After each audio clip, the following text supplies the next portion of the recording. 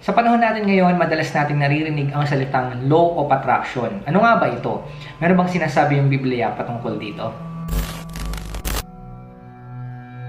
Ano nga ba yung law of attraction? Ang law of attraction ay filosofiya ng New Thought Movement. Ang paniniwala nila ay kapag nag-isip ka ng mga negatibong kaisipan, ina-attract mo yung kaisipan na yon na mangyari sa iyong buhay. Kapag naman nag-isip ka ng mga positibo, ina-attract mo naman yung mga positibong bagay na yon na mapunta sa'yo o mangyari sa'yo. Halimbawa na lang, gusto mo magkaroon ng kotse. Sinasabi dito na palagi mo dapat itong isipin, palagi mo itong sabihin, at palagi mo itong alalahanin. Nang sa ganon, darating ang panahon, makukuha mo ito. Kung ayaw mo naman mangyari or makuha yung isang bagay, huwag mo ito palaging isipin. Nang sa ganun, hindi ito mangyari sa'yo o hindi mo ito makuha. Sa totoo lang, kung titignan natin itong konsepto or itong idea ng law of attraction na sinasabi nga ng New Thought Movement, maganda naman siya. Kung titignan nga natin, kailangan natin maging positibo. Kaya lang mga kapatid, base sa pagre-research ko at pag-aaral ko dito sa law of attraction, hindi siya biblical. At the same time, marami pong kulang. So yun po yung titignan natin ngayon. Tignan natin yung iba't ibang problema nitong law of attraction na ito. Halimbawa na lamang po ito.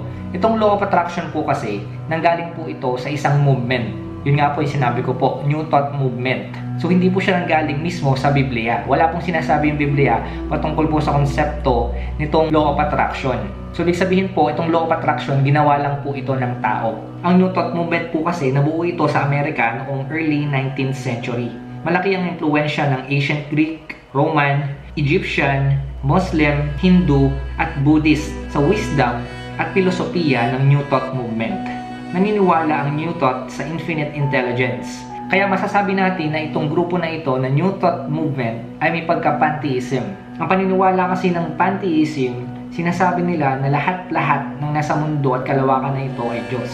Lahat ng bagay ay Diyos, lahat ng hayop ay Diyos, lahat ng tao ay Diyos.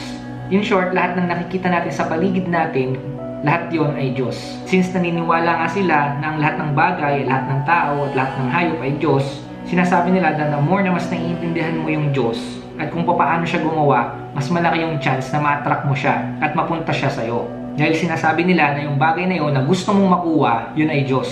So kung palagi mo raw siyang iisipin, palagi mo siyang sasabihin, makukuha mo yung bagay na yon kasi mas lalo mo siyang nakikilala. So yun po yung paniniwala ng New Thought Movement. So mga kapatid, malinaw po na itong law of attraction is hindi po siya biblical. Nanggaling po ito sa iba't ibang mga religion.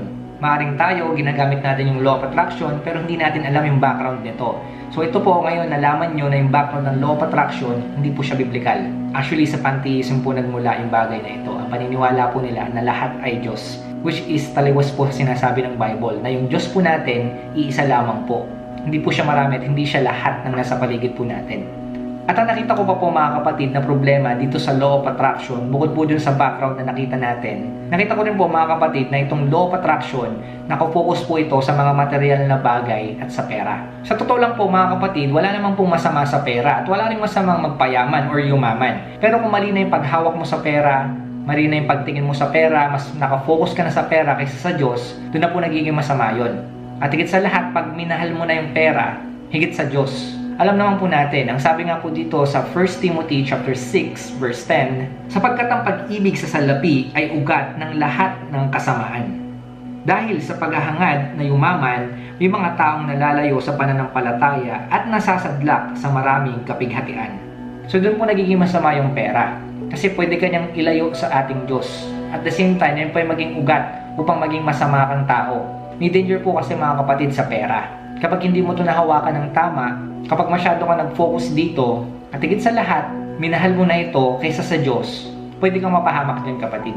At yun nga mga kapatid, ito sinasabi na ng Bible, huwag nating mahalin yung pera. Kailangan natin ng pera. Pero mas mahalin natin kung sino yung nagbibigay sa atin ng pera. Yan yung ating Diyos.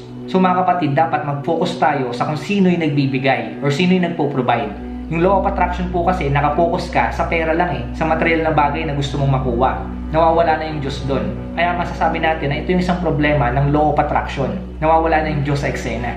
Napopokus na doon sa bagay na gusto mong makuha, hindi na sa Diyos.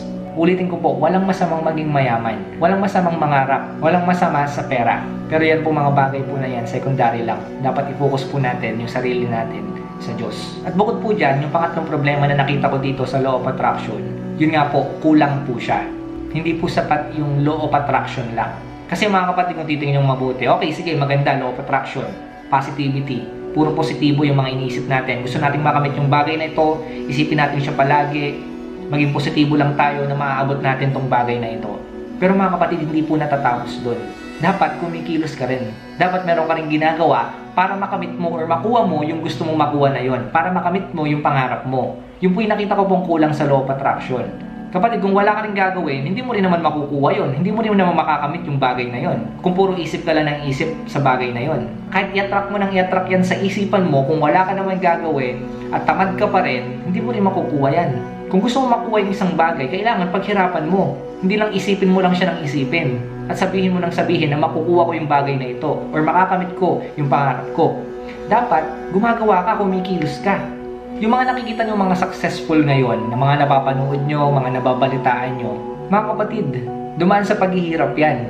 Hindi lang yan nag-isip or nangarap. Yes, kasama yon, nangarap sila na maabot yung tagumpay na yon.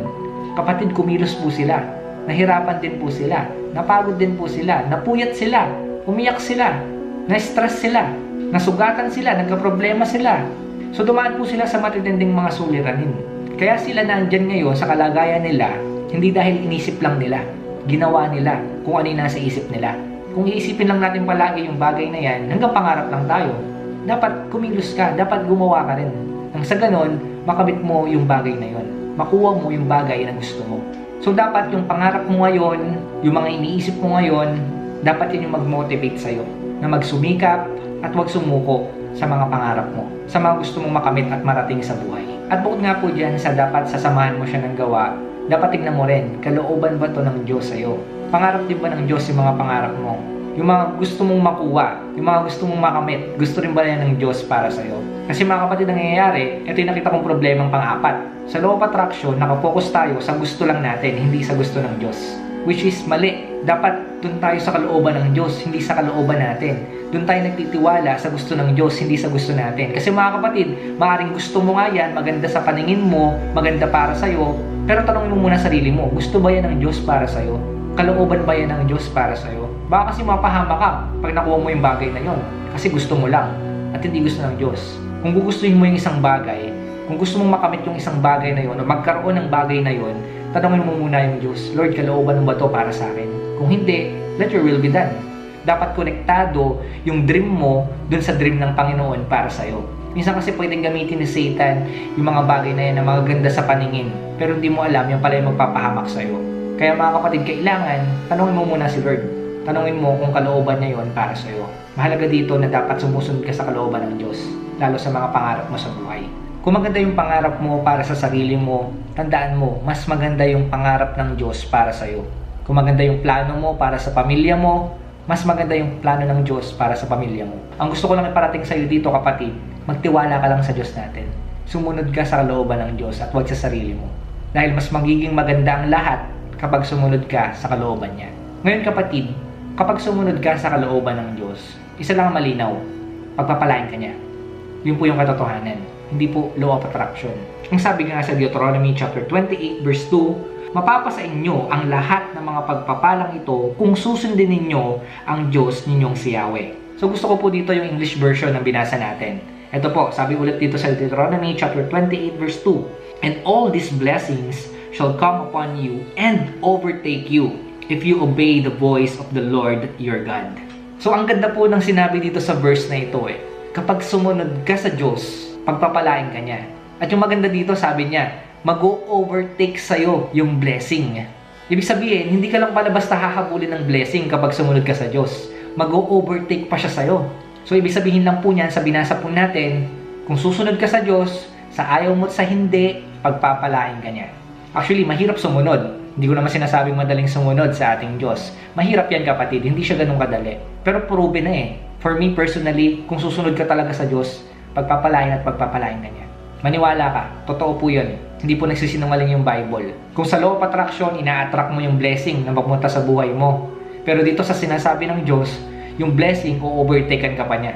Uunahan ka pa niya. Ganyan pong katindi yung Diyos po natin. At yung panghuling problema na nakita ko dito sa law of attraction, hindi po siya biblical. Kasi nga po, wala pong panalangin na involved po dito. Itong law of attraction, more of attraction. Alam niyo mga kapatid, tayo mga mananampalataya, hindi po dapat tayo puro attract lang. dapat pinapanalangin po natin yung mga bagay na gusto po natin. Yung mga gusto nating makamit sa buhay, dapat po pinapanalangin yan. Yan po yung gusto ko pong malaman yung mga kapatid.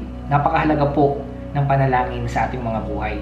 Kasi mga kapatid, kapag nananalangin ka, humihingi ka sa Diyos. Ang hinihingan mo yung Diyos na makapangyarihan, yung Diyos na manilikha natin, hindi yung mga enerhiya ng mga nasa paligid natin.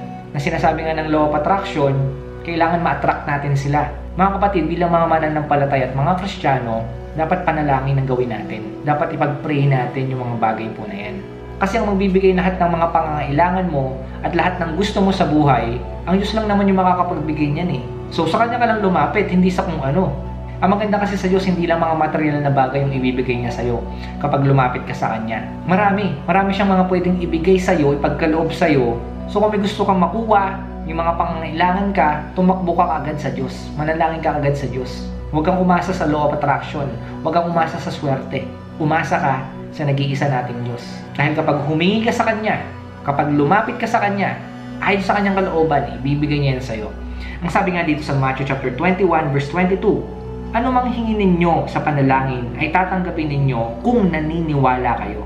Sabi naman sa Mark chapter 11 verse 24, kaya't sinasabi ko sa inyo, ano man ang hingin ninyo sa inyong panalangin, maniwala kayong natanggap na ninyo iyon at matatanggap nga ninyo iyon. At ang sinabi naman sa Matthew chapter 7 verse 7, humingi kayo at kayo'y bibigyan. Humanap kayo at kayo'y makakatagpo. Kumatok kayo at kayo'y pagbubuksan. So ang isang susi para pagpalain ka ng Diyos is pananalangin. Kasi malay mo, baka nakaredy na yung pagpapala sa iyo ng Diyos. Ready nang ibuhos sa iyo ng Diyos yung pagpapala. Kaya lang hindi ka nananalangin. Paano niya ibibigay sa iyo yon? Kasi gusto ng Diyos makita sa puso mo kung paano ka lalapit sa Kanya, kung paano ka hihingi sa Kanya. Yun yung gusto makita ng Diyos para pagpalain ka niya. Kaya tayo nananalangin. Kailangan makita ng Diyos sa atin yung pananampalataya natin sa Kanya. Yun po yung gustong makita ng Diyos para sa atin, yung pananampalataya.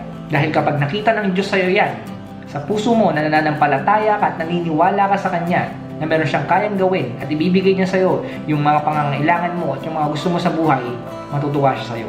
Ipapalain ka niya.